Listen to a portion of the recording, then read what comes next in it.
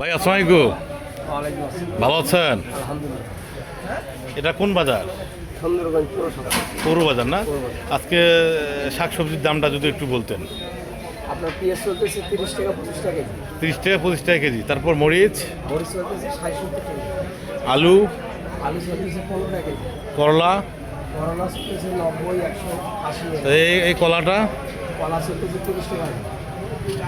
তারপরে হচ্ছে এটা এই যে কপি, 30 টাকা কেজি। বেগুন 15 টাকা কেজি। 15 টাকা কেজি, আর মিষ্টি কুমড়া মিষ্টি কুমড়া 40 আর 30। 40 আর 30। তারপরে এই আলুটা, বাকি হলো 20 টাকা। এই বেগুন 25 টাকা। 25 টাকা। তারপরে ওই বাঁধাকপি, 10 টাকা পিস। টমেটো, 30 টাকা কেজি। সিম, সিম হলো 20 টাকা কেজি। রসুন রসুন হলো 70-60 টাকা কেজি। 70-60 টাকা কেজি, আদা আদা হলো 150 টাকা কেজি। তুই তরকারির দাম কি আগের থেকে একটু কমছে? আগের থেকে একটু কমছে। বাজার কমছে। ঈদের আগে কি বাড়তে পারে না, এরকমই থাকবে? আর আরও কমবে? তো জনগণকে চিন্তিত হওয়ার কোনো কারণ নাই। লাউয়ের পিস কত ভাই? পেঁয়াজের বাজার আরো একদম আর কমে যাচ্ছে। লাউয়ের পিস কত? লাউ পিস বিক্রি হচ্ছে 40 টাকা।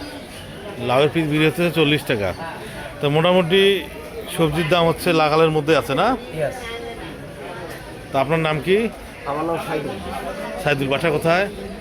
বাসা হলো আপনার বিরাকের পাশে। ব্রাগারি পাড়া, শেখপাড়া। শেখপাড়া, বুঝতে পারছি। তা আচ্ছা, ঠিক আছে, আপডেট দেওয়ার জন্য ধন্যবাদ। আসসালামু আলাইকুম।